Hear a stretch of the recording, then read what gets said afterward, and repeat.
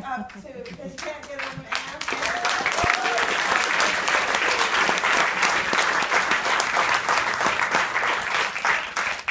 Because the one thing that we haven't really covered is how Fred came to me. And my wallet. Will you take it? I will take it. Thank you.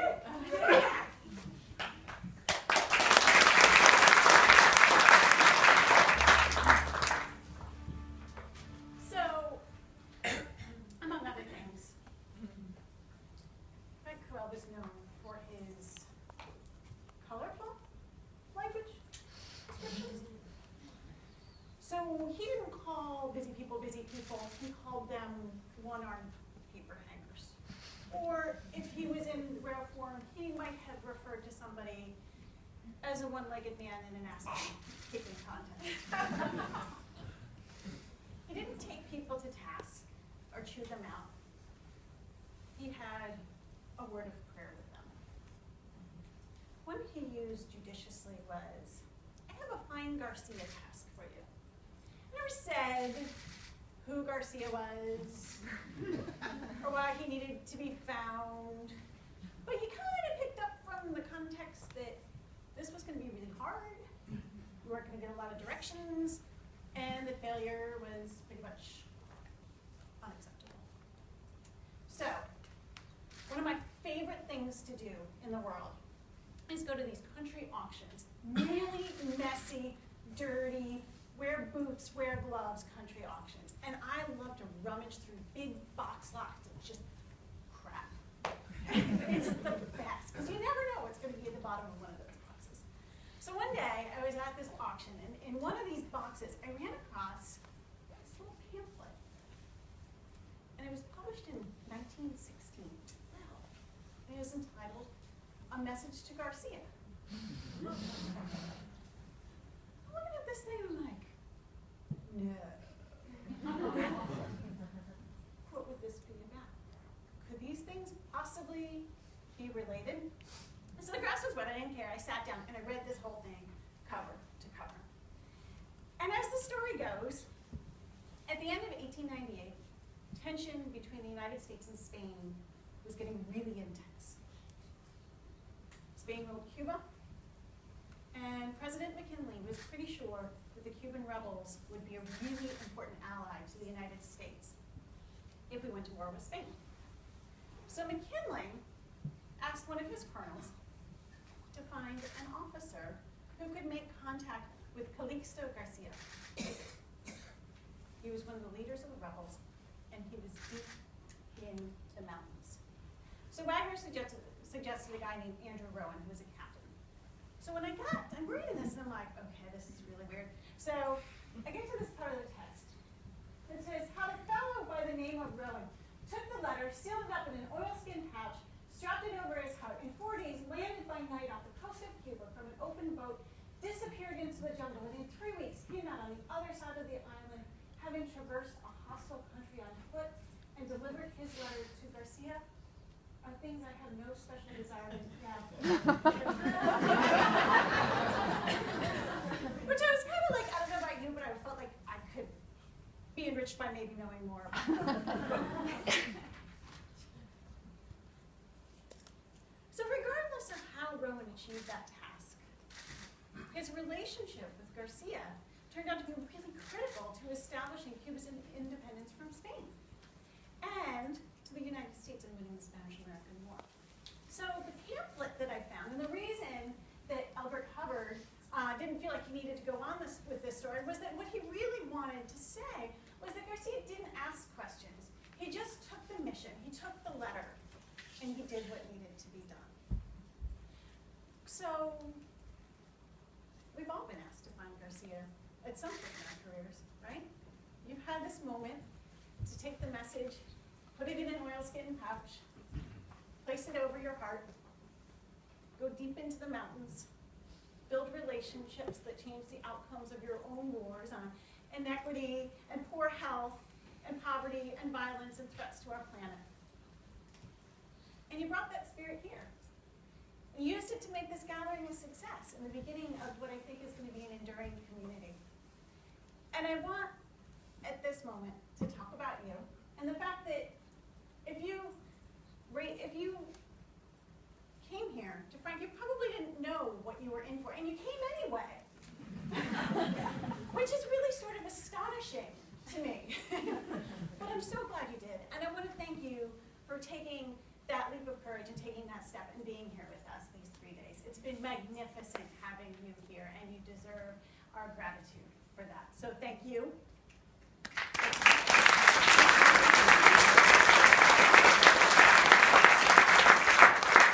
And the other people that I think we need to acknowledge are these 42 speakers, 42 people, all agreed to these like ridiculous speaking engagement terms, right? Like you've got 8 minutes, you've got 3 minutes, and nobody ever complained that it was harder to write a 10-minute presentation than it was to do an hour-long presentation. Not one word. So, can we thank our speakers?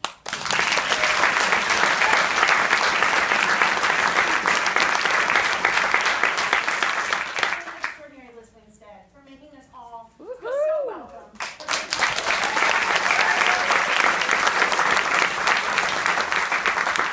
Your own energy sustained us when ours began to play. Thank you. You're amazing. We're so lucky to have you.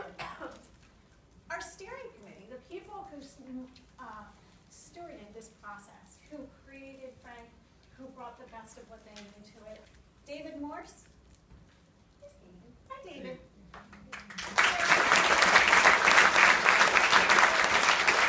Amelia Bell, Ben Milder, Andy Burness, Dale Galloway, Joe Marks, Aaron Hart, Kristen Groom. You brought the best of what you had to this effort. And our crew captains, how about that?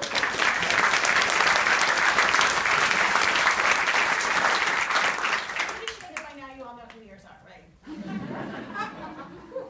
So you know what was cool about the crew captains was that not only did they tolerate us just throwing stuff at them, and did they step up to the task admirably, but they also recruited all of you to join us here. And they did that with the tender patience and diligence of a college football coach. Aaron Hart and Kristen Groom, you set out to organize a gathering that felt like nothing that had ever happened before. And you were vigilant in your vision, and you were rigid only in the idea that it had to be fun, and it couldn't feel anything other than fresh. And I hope you feel like you won. I hope you feel like you achieved it, because we're so grateful to you.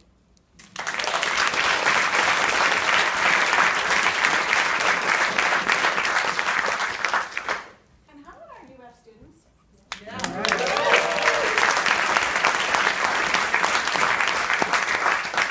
If you have noticed, our extraordinary swag, the great design that covers everything associated, Frank, the program, the logo, the flags, the bottles, the buttons. Caitlin Irvine, and I'm not sure if Caitlin was able to be with us here today, but Caitlin Irvine, supported by Danny Rutledge, supported later by Lauren Castro, who diligently put together all of those buttons and designed every single one of them by hand. Thank you for breathing life into this gathering and creating a personality for this.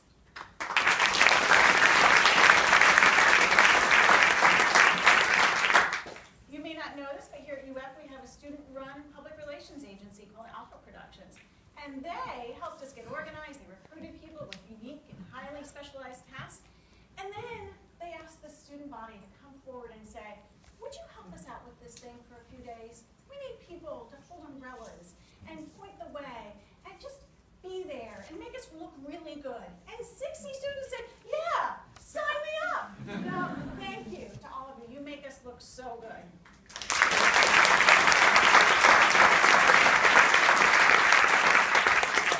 I'm really close to finishing this up, but you know, it's like there's a lot of moving parts, so there's a lot of people to thank. So, all right, Annie Neiman, you helped organize the academic prize. You were beautiful today. You were magnificent. Thank you so much for helping us find amazing research to bring to life at Frank. I'm going to fly through this stuff. Alex Annan, who is up in the booth because she is too shy to come and hang with us mere mortals, has listened to every piece of music ever recorded and decided whether it would be worthy to listen to here at Frank. She has been extraordinary in making sure that every piece of music was exactly perfect, from finding the musicians, from choosing the music that you heard all day long, all of these days. Katie Burns saw that we were missing an opportunity to connect with our target audiences on Facebook and through social media, so she built this Facebook presence for us. Mina Radman brought her cheerful voice to Twitter and established our direction. And Molly Griego from Spitfire Strategies was our patient coach in all of that. David Williams found the voice for the gathering, and he insisted that we stay on message, and he was really mercenary about it. My colleagues Matt Sheehan and Joe Cage organized really fantastic conferences earlier this year and let me shamelessly steal every single one of their good ideas, and they all worked out great. And I'm really glad that, and I hope you're proud. And Matt Sheehan has also been a phenomenal director for this tremendous technical production.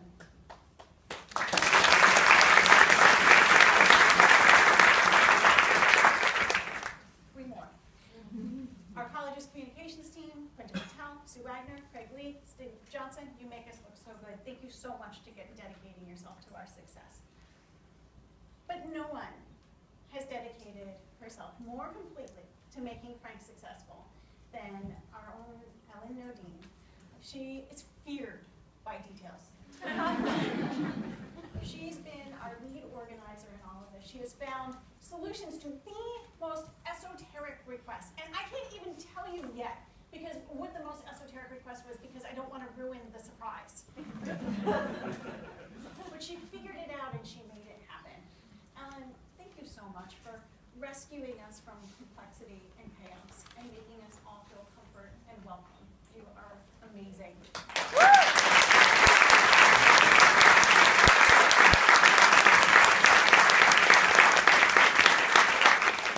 We also had support from incredible sponsors: Atlantic Philanthropies, Gordon and Betty Moore Foundation, the Robert Wood Johnson Foundation, an anonymous donor, the College and Journalism Communications, the UF Office of Research. We would all have had to bring our lunch had it not been for you. Thank you so much. The resources are incredible, but the credibility and showing that you believe in what we're trying to do with Frank is even more important. So it occurred to me this weekend that though Frank hadn't yet happened, it was already a success because I could see all the bonds that were happening. I could see crew captains trying to outdo each other with karaoke contests and cornhole. And I thought, wow, it's already a success because you made these connections or you refreshed these connections. And hundreds of people have stepped forward and said, I have something to contribute to making this better. You made it not a labor of love, but a labor of obsession. So we're on the right track, and we're doing what Frank Rowe wanted for this field, and we are all enriched by it. More than anyone, though, we must thank Betsy Corral, who with Frank launched all of this and to whom we owe so much. Thank you, Betsy.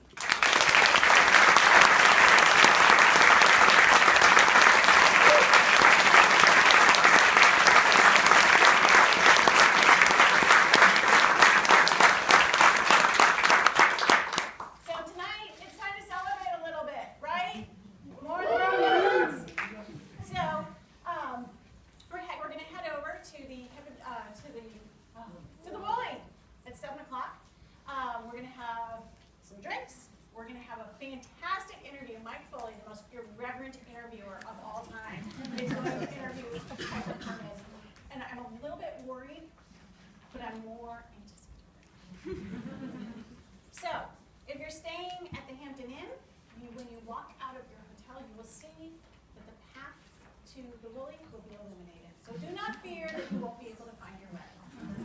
If you are staying at the Hilton, the shuttle leaves from downstairs momentarily. It will take you home. It will take you to your hotel. You can get tricked out and freshened up and gorgeous for tonight's event. And one of the things that's really cool is I think that there are dance lessons on the shuttle tonight.